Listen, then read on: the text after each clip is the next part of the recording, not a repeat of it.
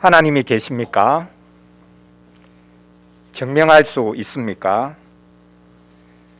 이 세상은 하나님을 내쫓은 세상입니다. 무신론이 지배하고 물질 만능주의, 진화론으로 도배된 세상입니다.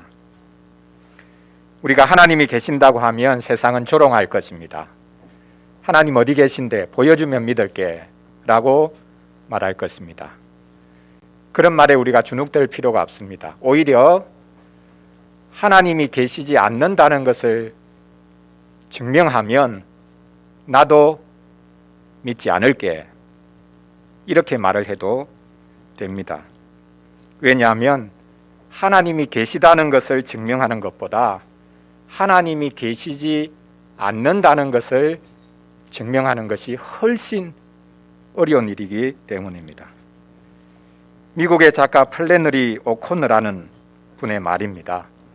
모든 것을 아는 게 아니라면 무신론자가 될 수 없다. 따라서 오직 하나님만이 무신론자다. 악마는 가장 열렬한 신자이며 그에게는 그럴 만한 이유가 있다. 이것이 플래너리 오코너라는 미국 작가의 말입니다. 이 작가의 말은 신자와 불신자, 믿음과 불신에 대한 우리의 기존 이해를 확 흔들어 놓습니다. 중요한 것은 하나님은 우리가 볼 수 있거나 증명할 수 있는 분이 아니라는 사실입니다. 문제는 하나님을 믿지 않는 이 세상이 아니라 하나님을 믿는 우리가 하나님을 어떤 분으로 아느냐 하는 것이 중요합니다. 오늘 이사야 40장 본문을 가지고 하나님은 이중적인 분이시다 라는 주제로 말씀을 전하려고 합니다. 어떤 이중성입니까? 우리에게 오시는 하나님, 우리에게 계속적으로 오시는 하나님은 첫째로 강한 분이라고 말씀합니다. 그리고 둘째로는 너무나 부드러운 분이라고 말씀하고 있습니다. 전혀 어울릴 것 같지 않은 두 가지가 그분 안에 있다고 말씀하고 있습니다. 하나님은 유일하신 분이지만 이중적인 모습을 가지고 계신다고 말씀합니다. 우리를 위해서, 세상을 위해서 하나님은 이 이중적인 모습으로 다가오신다라고 말씀하고 있습니다. 첫째로 강한 분이 오고 계신다라는 것을 살펴보겠습니다. 오늘 본문은 네 번째로 외치라라고 하는 소리가 들리는 본문입니다. 시온과 예루살렘을 향해 높은 곳에 올라가서 목청껏 외치라고 말하고 있습니다. 겁내지 말고 외치라고 말하고 있습니다. 유다의 모든 성읍들을 향해, 하나님의 백성 전체를 향해 외치라고 말씀하고 있습니다. 그렇습니다. 하나님의 백성들은 여전히 큰 두려움에 떨고 있었습니다. 그런데 하나님의 백성들은 외칠 복된 소식이 있습니다. 공개적으로 외칠 소식이 있습니다. 온 세상을 향해 외칠 소식이 있습니다. 도대체 무슨 소식이길래, 무슨 소리이길래 크게 외치라고 합니까? 그 소리는 다름 아닌 너희의 하나님을 보라 라는 소리입니다. 너희의 하나님을 보라. 하나님이 오신다는 것입니다. 하나님이 이제 가까이 오시니 그분을 보라고 소리치라고 말씀하고 있습니다. 정말로 하나님이 오고 계십니다. 볼 수 있도록 오고 계십니다. 그날이 바로 성탄절인 것을 우리가 잘 알고 있습니다. 보라고 말씀하죠. 하나님이 어떤 분인지 보라고 말씀하고 있습니다. 먼저 말씀하는 것은 하나님은 강한 분으로 오신다고 말씀하고 있습니다. 그분의 손과 팔을 보라고 합니다. 강한 손, 강한 팔로 다스리는 분이라고 말씀하고 있습니다. 하나님이 강하신 분이라는 것, 강한 손, 그분의 팔이 펴져 있다. 자기 백성을 건지시기 위해서 펴져 있다라는 것을 보여주는 사건이 있었죠. 대표적인 사건입니다. 무엇입니까? 출애굽이죠.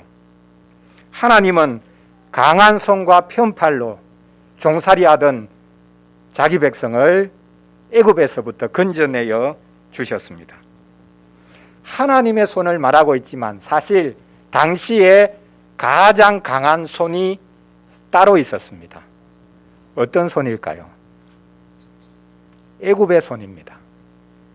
파라오의 손입니다. 애굽이 하나님의 백성들뿐만 아니라 당시 근동 지역을 지배하고 있었기 때문에 그들의 손이 가장 강력했습니다. 모세가 이스라엘 백성을 이끌고 광야로 나오니까 원래 거기 살고 있던 모세의 장인이 있었죠. 이드로라는 사람이 깜짝 놀라면서 말하고 있습니다. 출애굽기 32장 11절인데요. 여기에도 손을 여러 번 언급하고 있습니다. 모세의 장인이었던 이드로의 말을 한번 들어보십시오. 여호와를 찬송하리로다. 너희를 애굽 사람의 손에서와 바로의 손에서 건져내시고 백성을 애굽 사람의 손 아래에서 건지셨도다. 애굽 사람의 손아귀로부터 너희들을 건져내신 하나님을 찬송한다 라고 말하고 있습니다. 깜짝 놀랐던 것이죠. 어떻게 모세가, 그 모세 한 사람이 강력한 애굽 파라오의 그 손아귀로부터 이스라엘 백성을 건져낼 수 있었겠는가? 야, 하나님의 손은 더 강하구나. 그것을 그가 고백하고 있습니다. 우리는 하나님의 손을 바라보는 이들입니다.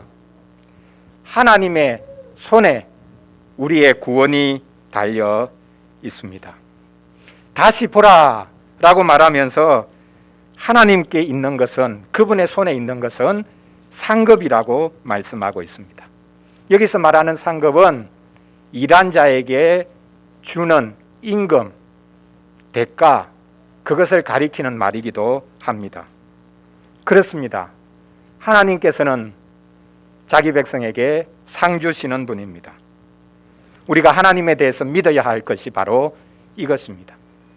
하나님은 우리가 한 것에 상으로 갚으시는 분이다. 아니, 우리가 한 것이 없어도 하나님은 은혜를 상처럼 베푸시는 분이다.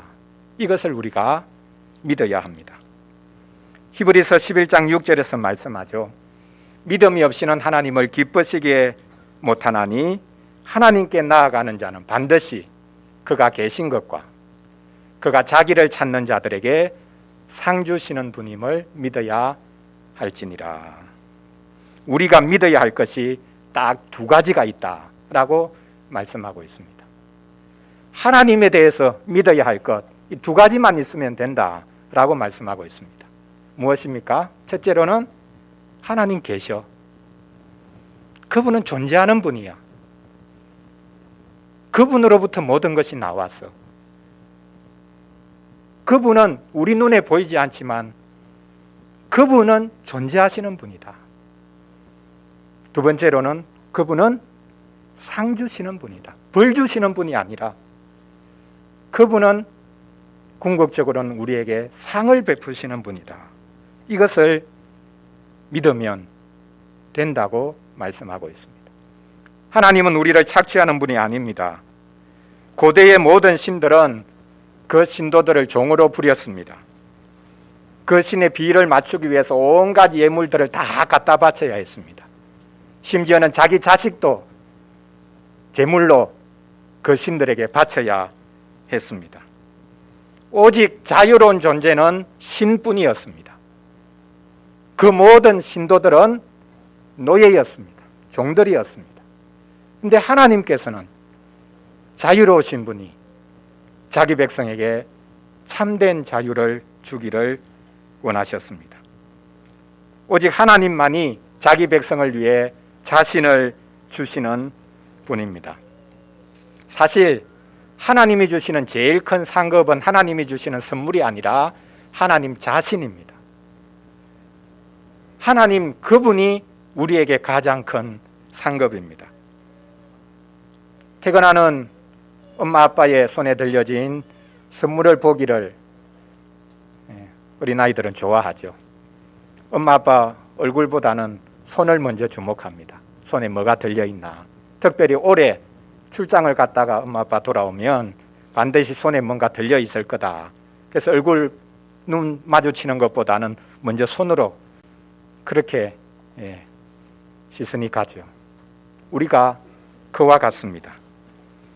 그런데 하나님께서는 아브라함에게 이미 말씀하셨습니다. 포로로 잡혀간 조카 롯을 구해오고 전리품도 노역해온 아브라함에게 하나님께서 말씀하십니다. 창세기 15장 1절인데요. 아브라함아, 두려워하지 말라. 나는 너의 방패요 너의 지극히 큰 상급이니라. 당시 연합군을 대항해서 그들과 척을 진 아브라함입니다. 내심 두려워 떨고 있었을지 모르겠습니다. 하나님께서 승리를 주시고 포로로 잡혀간 조카 롯도 구해왔지만 그의 마음속에 내가 주위를 둘러싸고 있는 이 나라들과 척을 졌는데 과연 내가 살아남을 수 있을까? 이런 걱정을 했는지 모르겠습니다. 그래서 하나님께서 아브라함아, 두려워하지 마라. 내가 너의 방패다. 내가 너의 큰 상급이다. 너가 전쟁을 치르고 노역해온 전리품 어떤 것보다 나 자신이 너에게 가장 큰 상급이 될게. 이렇게 말씀하고 계십니다. 하나님께서는 자기 자신을 주시는 분이고 그분 자신이 우리에게 가장 큰 상급입니다. 그분의 손에 상급이 있지만 그분 자신이 우리에게 가장 큰 상급임을 우리가 알아야 하겠습니다. 하나님은 상 주시는 분이요 동시에 보응하시는 분이라고 오늘 본문에서 말씀하고 있습니다. 그분의 앞에 보응이 있다. 그분의 앞에 보응이라는 것이 가고 있다. 이런 뜻입니다. 이 말은 당시에 전쟁에서 승리하고 돌아온 개선 장군이 전리품을 앞세우고 승리의 행진을 하는 것을 우리에게 보여주는 말입니다. 놀라운 것은 공동번역에서는 이렇게 번역을 합니다. 수고하신 값으로 얻은 백성을 앞세우고 오신다.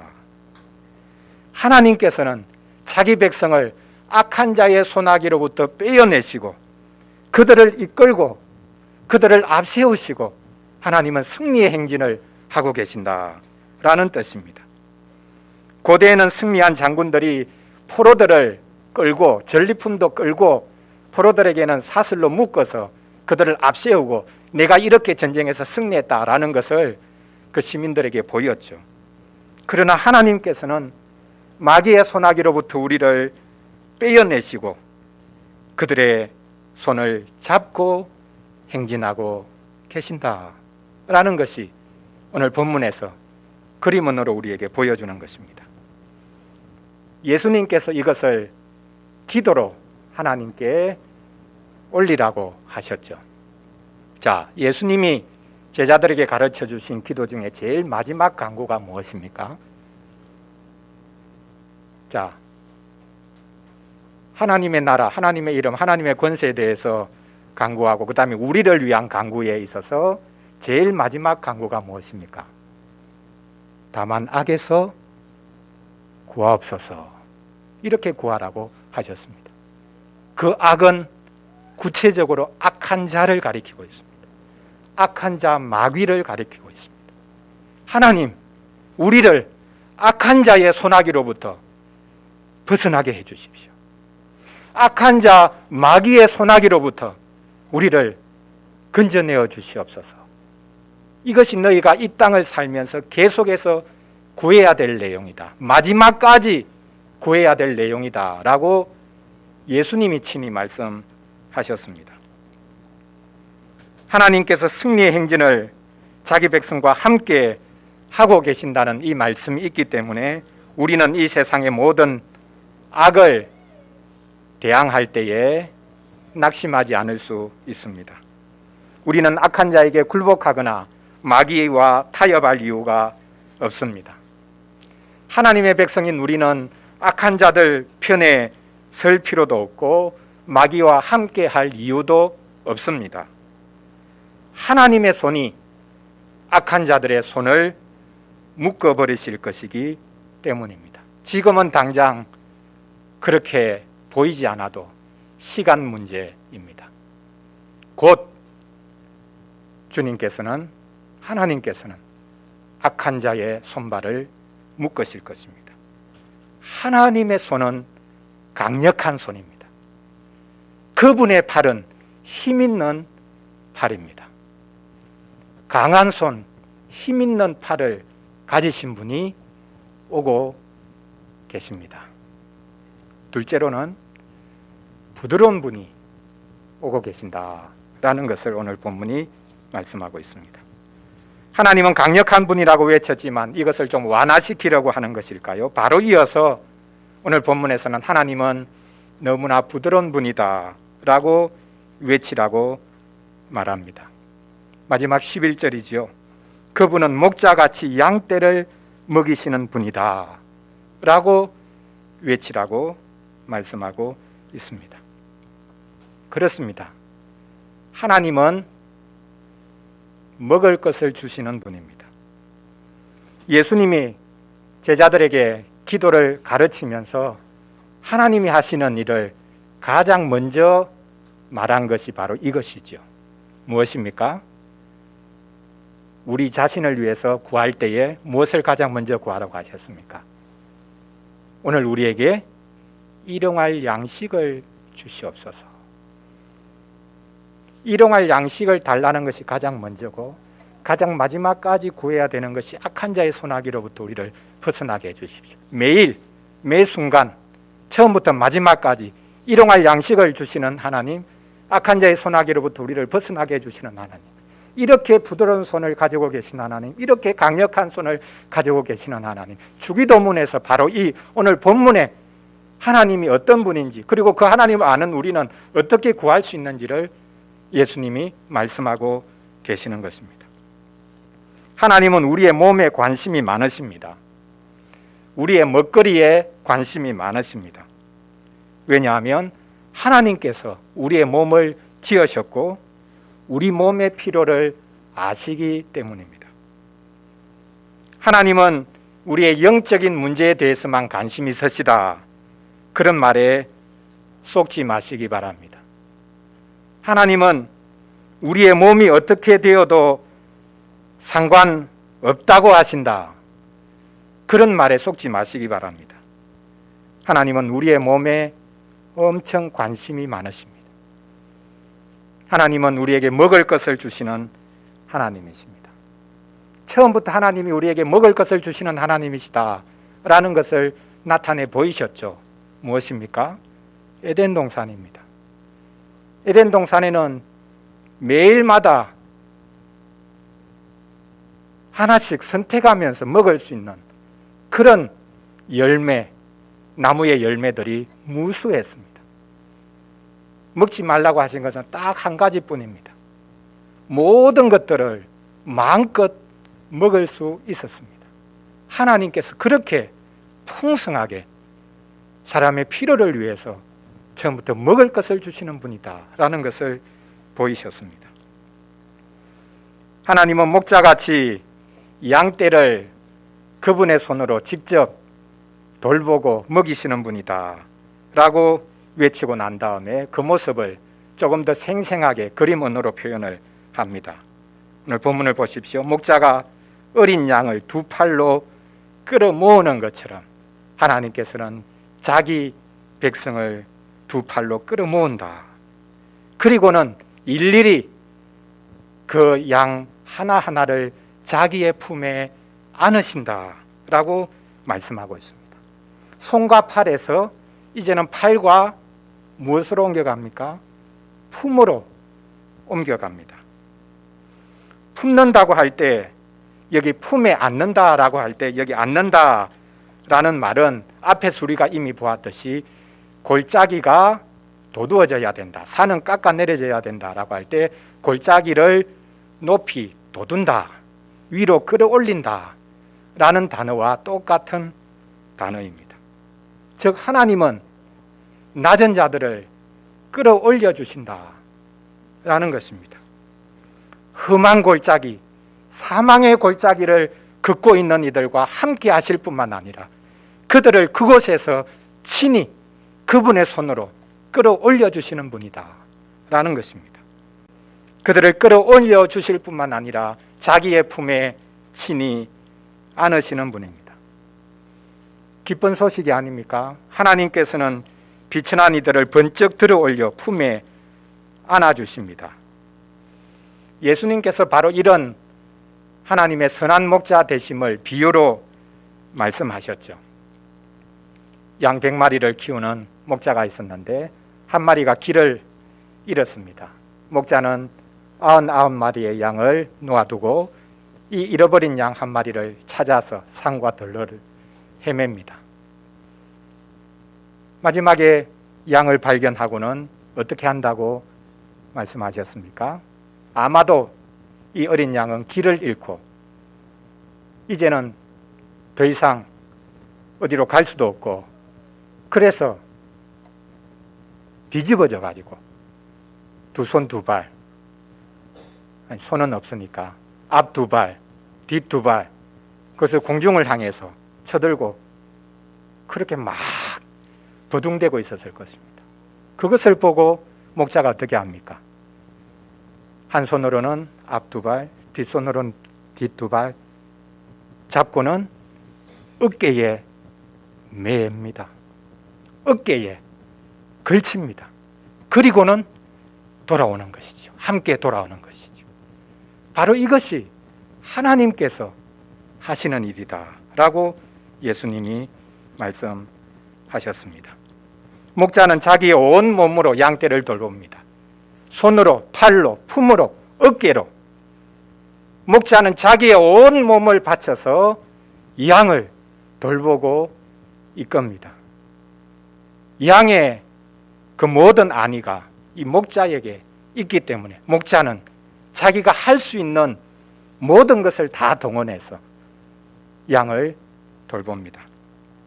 목자는 어린 양만이 아니라 오늘 말씀해 보면 젖먹이는 암컷들도 인도하신다라고 말씀하고 있습니다. 여기서 인도한다라는 것은 휴식처, 안식처로 데려가는 것을 말합니다.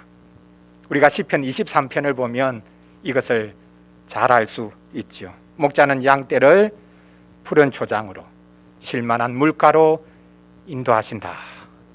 이렇게 노래하고 있지 않습니까? 목자는 양떼를 두 군데로 인도합니다. 하나는 초장, 하나는 물가입니다. 시편 23편은 사실 그냥 하나의 시적인 언어라고 표현할 수 있지만 이것은 목자가 1년 동안 양떼를 어떻게 돌보는가라는 것을 생생하게 보여주는 시편입니다.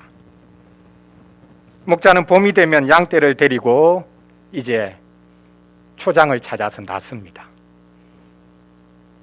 이 근동 지역에는 초장이 이렇게 넓지 못하기 때문에 1년 동안 계속해서 초장을 찾아서 돌아다녀야 합니다.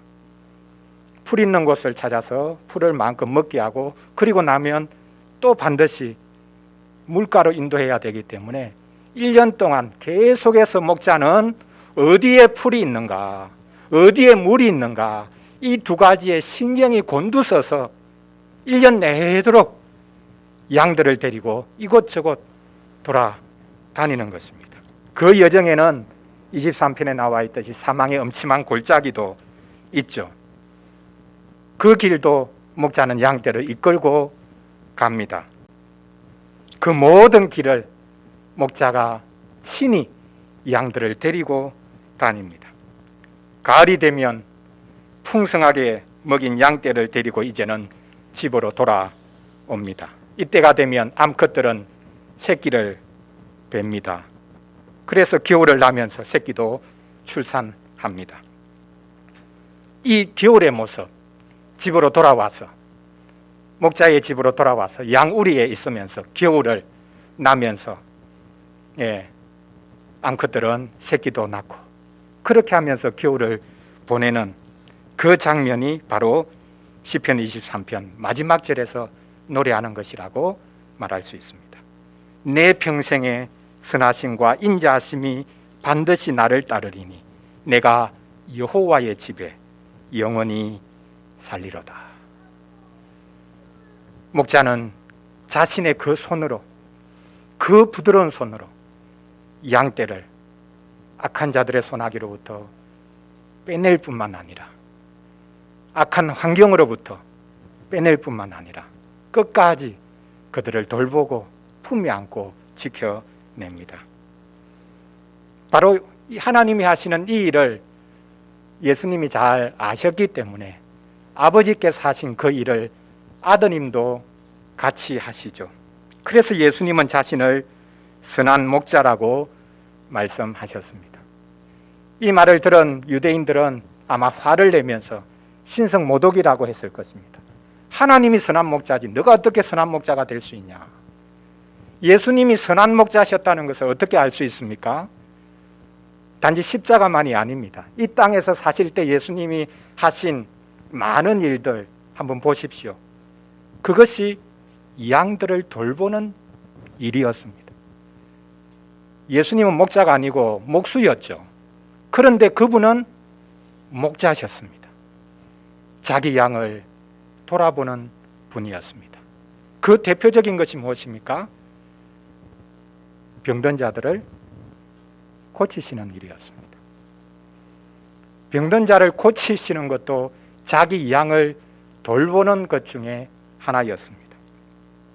예수님은 온 몸으로 우리를 돌보기 위해 오신 분입니다.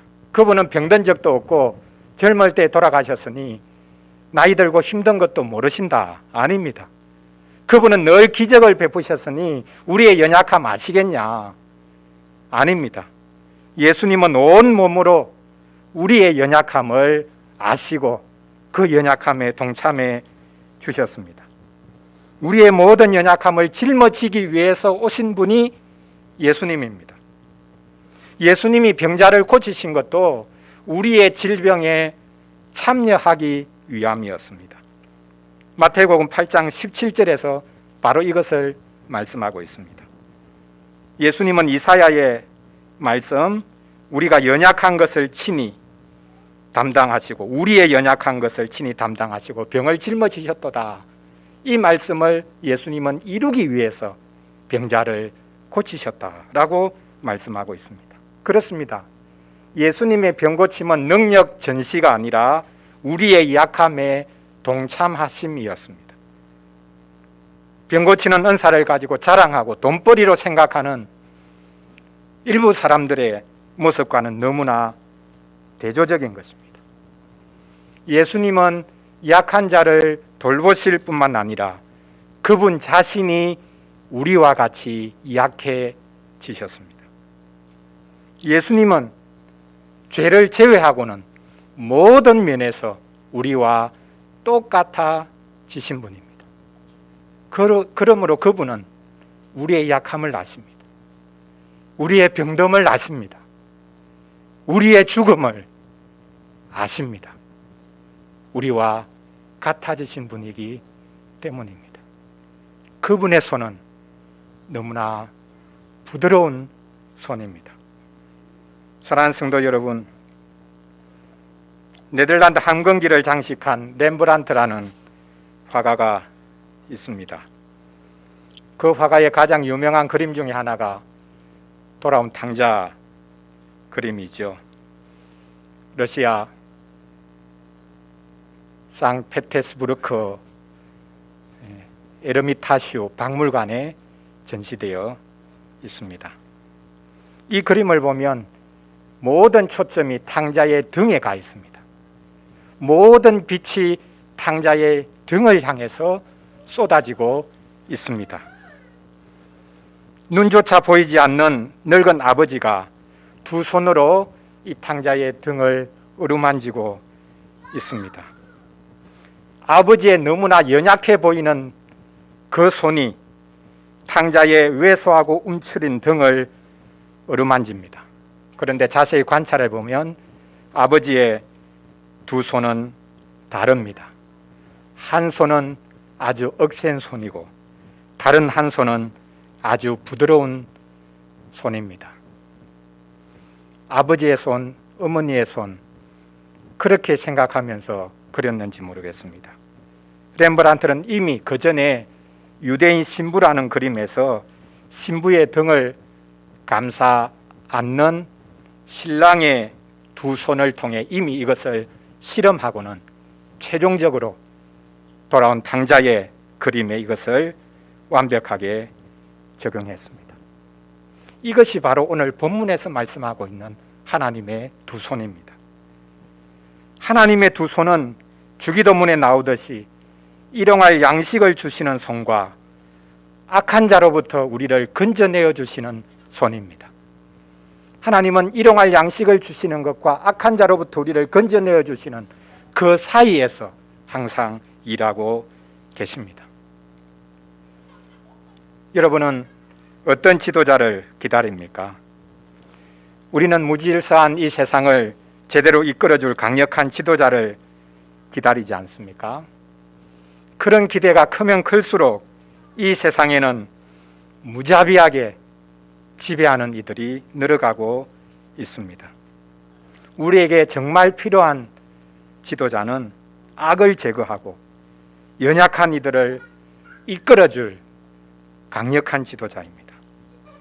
우리의 욕망을 부추기는 것이 아니라 고통받고 소외되고 억울한 일을 당하는 이들을 위해서 신원해주고 그들을 꼭 품에 안아주는 이들이 필요합니다. 어느 누가 이런 지도자가 될 수 있겠습니까? 예수님이 바로 그렇게 하셨습니다.